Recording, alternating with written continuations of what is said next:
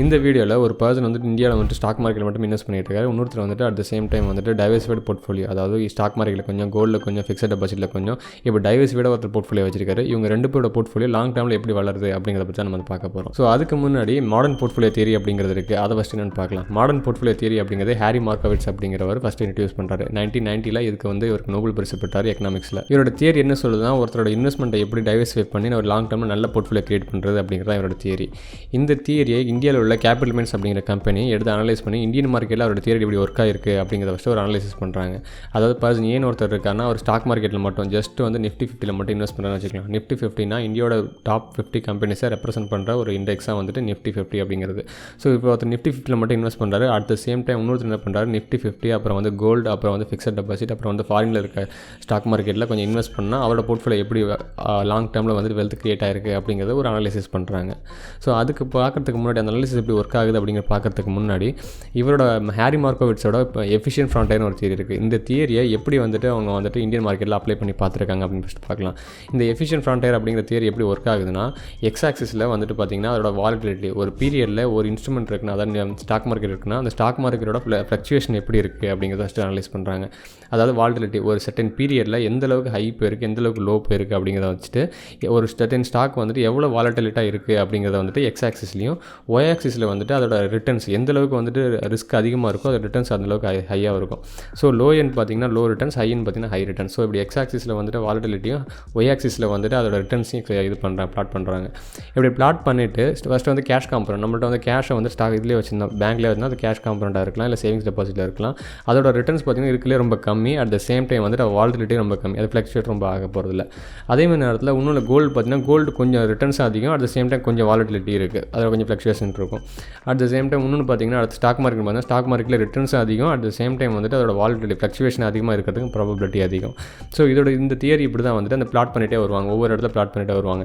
So இந்த எல்லாத்துலேயுமே அவங்க வந்து ஒரு 100 ரூபா இருக்குன்னா 100 ரூபாய் வந்து ஸ்டாக் மார்க்கெட்டில் கொஞ்சம், கோல்டில் கொஞ்சம், ஃபிக்ஸட் டெபாசிட்டில் கொஞ்சம், இப்படி வந்து மல்டிபிள் பேராமீட்டரில் வைக்கிறப்போ அது எல்லாத்தையும் அலைன் பண்ணால் ஒரு பாயிண்ட்டுக்கு வரும். இந்த கர்வ் லைன் பார்க்குறப்ப அந்த பாயிண்ட் எந்த அளவுக்கு வந்துட்டு அது லெஃப்ட் சைடு மூவ் ஆகி அந்த high returns at the same time வந்து லோ வாலட்டிலிட்டி இருந்துச்சுன்னா அதை அந்த எஃபிஷியன்ட் ஃப்ரான்டையர் அதை அச்சீவ் பண்ணுது அப்படிங்கிறது அவரோட theory.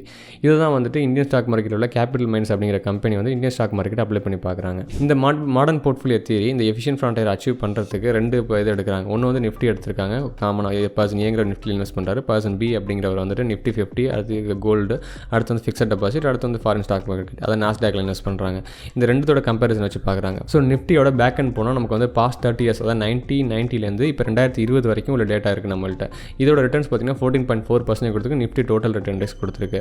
At the same time நமக்கு வந்து எஸ்பிஐயோட ஃபிக்ஸட் டெபாசிட் போட்டுருக்கு. 1990 2020 வரைக்கும் உள்ள ஃபிக்ஸட் டெபாசிட் ரிட்டர்ன்ஸ் இருக்குது.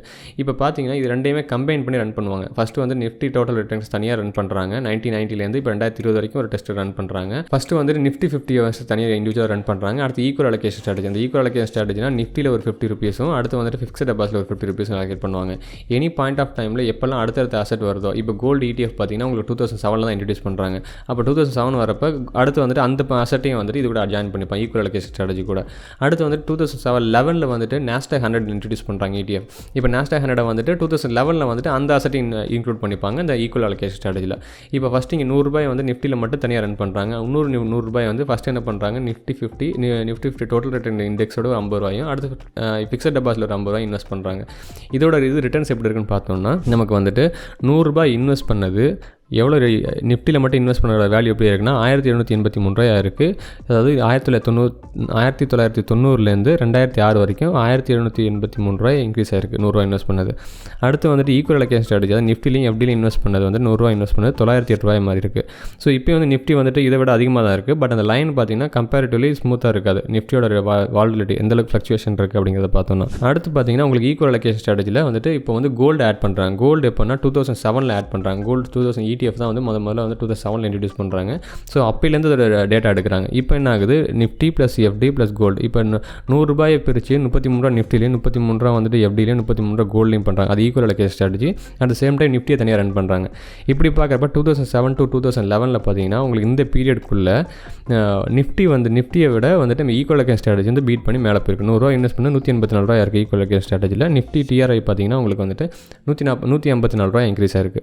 அடுத்து 2011 11 என்ன பண்ணுறாங்க, நாஸ்டாக் 100 ஆட் பண்ணுறாங்க. அதாவது ஃபாரினில் உள்ள ஸ்டாக் மார்க்கெட்டையும் கொலாபரேட் பண்ணுறாங்க. இப்போ 4 அசெட் ஆகிடுச்சு. இப்போ வந்துட்டு ஈக்குவல் கேஸ் ஸ்ட்ராட்டஜியில் 100 ரூபா இருக்குன்னா நிஃப்டியில் கொஞ்சம், எஃப்டியில் கொஞ்சம் 25 ரூபாயும், கோல்டில் 25 ரூபாயும், நாஸ்டாக் 100ல் 25 ரூபாயும் போடுறாங்க. இப்போ வந்துட்டு நிஃப்டி டோட்டல் இண்டெக்ஸ் தனியாக ரன் ஆகிட்டு இருக்கு. இப்போ 2018 to 2020 வரைக்கும் பார்த்தீங்கன்னா உங்களுக்கு வந்துட்டு 100 ரூபா இன்வெஸ்ட் பண்ணது ஈக்குவல் கேஸ் ஸ்ட்ராட்டஜி 297 ரூபாய் ஆயிருக்கு. நிஃப்டி டோட்டல் இண்டெக்ஸ் ரிட்டர்ன் பார்த்தீங்கன்னா 199 ரூபாய் இருக்குது. இப்போ வந்து ஈக்குவல் கேஸ் ஸ்ட்ராட்டஜி அது கம்பேரிட்டிவில் நிஃப்டியை விட அதிகமாக தான் இருக்குது. இப்போ இந்த ஈக்குவல் கேஸ் ஸ்ட்ராட்டஜியை மொத்தத்தை கம்பைன் பண்ணி 1990லேருந்து 2020 வரைக்கும் 4 ஈக்குவல் கேஸ் ஸ்ட்ராட்டஜி 4 அசெட் இருக்குது. அதுவும் அடுத்து வந்து நிஃப்டி டோட்டல் இண்டெக்ஸ் வந்து தனியாக ரன் பண்ணுறாங்க. 100 ரூபா இன்வெஸ்ட் பண்ணது எப்படி ஆயிருக்குன்னு பார்த்தா நமக்கு வந்து 100 ரூபா இன்வெஸ்ட் பண்ணது டோட்டல் ரிட்டர்ன் நிஃப்டியோடது பார்த்தீங்கன்னா உங்களுக்கு வந்து 5598 ரூபாய் மாறி இருக்குது. பட் ஈக்குவல் கேஸ் ஸ்ட்ராட்டஜி 5010 ரூபாய் இன்க்ரீஸ் ஆயிருக்கு. பட் ஈவன் அந்த லைன் பார்த்தீங்கன்னா உங்களுக்கு லைன் வந்து ஸ்மூத்தர் லைனாக இருக்கும். கம்பேர் பண்ணுறப்ப நிஃப்டியை கம்பேர் பண்ணுறப்ப நிஃப்டியோட பார்த்தீங்கன்னா உங்களுக்கு ஹை பீக் போயிருக்கும், லோ லோ வந்திருக்கும். ஸோ இந்த சார்ட்டில் பார்த்தீங்கன்னா ஒரு ஸ்மூத் லைன் இருக்காது நிஃப்டியோடதில். பட் ஈக்குவல் கேஸ் ஸ்ட்ராட்டஜியில் ஸ்மூத் லைன் கவர் போயிட்டே இருக்கும் கம்பேர் பண்ணுற. பட் ரெண்டுக்கும் பெரிய மேஜர் டிஃப்ரென்ஸ் இல்லை. லாஸ்ட் 30 இயர்ஸ் டேட்டா பார்க்குறப்ப ரெண்டுத்தோட கம்பேரிசன் பார்க்குறப்ப ரொம்ப பெரிய வேரியேஷன் இருக்கிறதுல நிஃப்டியோட தனி இண்டிவிஜுவல் ஸ்டாக் மார்க்கெட்டில் இன்வெஸ்ட் பண்ணுறதுக்கும் கம்பேர் பண்ணுறப்ப போர்ட்ஃபோலியோ டைவர்சிஃபை பண்ணுறதுக்கும். பட் அந்த லைன் பார்த்தீங்கன்னா உங்களுக்கு ஸ்மூத் லைனாக இருக்கும் ஈக்குவல் கேஸ் ஸ்ட்ராட்டஜியில். ஸோ இதோட ட்ராடவுன் எப்படி இருக்குது அப்படின்னு பார்க்கலாம். ட்ராடவுன் அப்படிங்கிறது என்னென்னா ஒரு செட்டன் பீரியட், அதாவது 100 ரூபாய் இன்வெஸ்ட் பண்ணது 100 ரூபாயிலேருந்து உங்கள் போர்ட்ஃபோலியோ வந்து 80 ரூபாய்க்கு வந்துருச்சுன்னா அப்போ 20% குறைஞ்சிருக்கு. அப்போ உங்களோட போர்ட்ஃபோலியோ வந்து 20% ட்ராடவுன் அப்படின்னு சொல்லுவாங்க. அந்த ட்ராடவுன்லேருந்து திரும்ப ரெக்கவரி ஆச்சுன்னா ரெக்கவரி ஸ்டேஜ் அப்படின்னு சொல்லுவாங்க. ஸோ இப்படி தான் ட்ராடவுன் ஒர்க் ஆகுது. இப்போ நிஃப்டியை தனியாக இண்டிவிஜுவலாக பார்த்தீங்கன்னா கிரே லைன் பார்த்தீங்கன்னா உங்களுக்கு வந்துட்டு நிஃப்டியும், அடுத்து வந்துட்டு க்ரீன் லைன் பார்த்தீங்கன்னா ஈக்குவல் கேஸ் ஸ்ட்ராட்டஜி இப்போ உங்களுக்கு தெரியும். இப்போ நிஃப்டியோட வந்துட்டு ஒரு பீரியடில் பார்த்தீங்கன்னா 60% வந்து ட்ராப் ஆயிருக்கு. 2008 ஃபினான்ஷியல் கிரைசிஸில் வந்து 60% வந்து ட்ராப் ஆயிருக்கு. நீங்கள் 100 ரூபா இன்வெஸ்ட் பண்ணது 100 ரூபாயிலேருந்து அடுத்து வந்துட்டு 60 ரூபாய்க்கு போயிருக்கு. அட் சேம் டைம் வந்து ஈக்குவல் கேஸ் ஸ்ட்ராட்டஜி பார்த்தீங்கன்னா உங்களுக்கு வந்துட்டு எந்தளவுக்கு மேக்ஸிமம் பார்த்தீங்கன்னா 30% கீழே ட்ராப் ஆயிருக்கு. ஈவன் வந்து நமக்கு வந்துட்டு சிமிலர் ரிட்டர்ன்ஸ் தான் கிடச்சிருக்கு. சிமிலர் ரிட்டர்ன்ஸ் கிடைச்சா கூட அதோட எந்த அளவுக்கு வந்து லோயர் பீரியட் போயிருக்குன்னு இதை வச்சு நம்ம பார்க்க முடியும். ஸோ இந்த ஆனுவலைஸ் ரிட்டர்ன் எப்படி இருக்குன்னு பார்க்கலாம். ஆனுவலைஸ் ரிட்டர்னா இப்போ பேக் எண்டில் போனால் இப்போ லாஸ்ட் 1 இயரோட ரிட்டர்ன்ஸ் பார்த்தீங்கன்னா 2020லேருந்து ஒரு ரிட்டர்ன்ஸ் பார்த்தீங்கன்னா உங்களுக்கு ஈக்குவல் கேஸ் ஸ்ட்ராட்டஜி வந்து 18.3% ரிட்டர்ன்ஸ் கொடுத்துருக்கு. பட் ஸ்டாக் மார்க்கெட் நிஃப்டியில் மட்டும் இண்டிவிஜுவலாக இன்வெஸ்ட் பண்ணது 14.2% கொடுத்துருக்கு. அடுத்து லாஸ்ட் பேக் 3 இயர்ஸ் போயிருந்தீங்கன்னா உங்களுக்கு வந்து அப்போ ஈக்குவல் கேஸ் ஸ்ட்ராட்டஜி தான் பெஸ்ட்டாக இருக்குது. 12.6% ரிட்டர்ன்ஸ் கொடுத்துருக்கு. அடுத்து இது பார்த்தீங்கன்னா நிஃப்டி பார்த்தீங்கன்னா ஒரு 3.2% கொடுத்துருக்கு. Even 5 years 10 years 15 years back போனால் கூட ஈக்குவல் கேஸ் ஸ்ட்ராட்டஜி கம்பேர் பண்ணுறப்ப நிஃப்டியை விட அதிகமாக தான் இருக்குது. ஸோ இது சம்மரைஸ் பண்ணோம் அப்படின்னு பார்த்தீங்கன்னா நிஃப்டியை தனியாகவும் ஈக்குவல் கேஸ் ஸ்ட்ராட்டஜி தனியாக சம்மரைஸ் பண்ணுறப்ப என்ன ஆகுது, 1990லேருந்து 2020 வரைக்கும் நிஃப்டியோட தனி இண்டிவிஜுவல் நிஃப்டியோட ரிட்டர்ன்ஸ் போட்டு டோட்டல் இண்டெக்ஸ் ரிட்டர்ன்ஸ் பார்த்தீங்கன்னா உங்களுக்கு 14.4% இருக்குது. பட் ஈக்குவல் கேஸ் ஸ்ட்ராட்டஜி பார்த்தீங்கன்னா உங்களுக்கு வந்து 14% தான் இருக்குது. கம்பேர் பண்ணுறப்ப 0.4% தான் ஈக்குவல் கேஸ் ஸ்ட்ராட்டஜி கம்மியாக இருக்குது இந்த பாஸ்ட் 30 இயர்ஸில். பட் அதோட வாலட்டிலிட்டி எப்படி இருக்குது பார்த்தீங்கன்னா நிஃப்டியோட பார்த்தீங்கன்னா 25% இருக்குது. 25% வந்து ஹையாகவும் லோவாகவும் இந்த ஃப்ளக்சுவேஷன் இருந்துகிட்டே இருந்திருக்கு. பட் ஈக்குவல் கேஸ் வாலட்டிலிட்டி பார்த்தீங்கன்னா உங்களுக்கு அதில் பாதி தான் இருக்குது. 12% இருக்குது. 12.7% தான் இருக்குது உங்களுக்கு. At the same time drawdown period பார்த்தீங்கன்னா உங்களுக்கு வந்து 60% ட்ராடவுன் நடந்திருக்கு நிஃப்டியில்.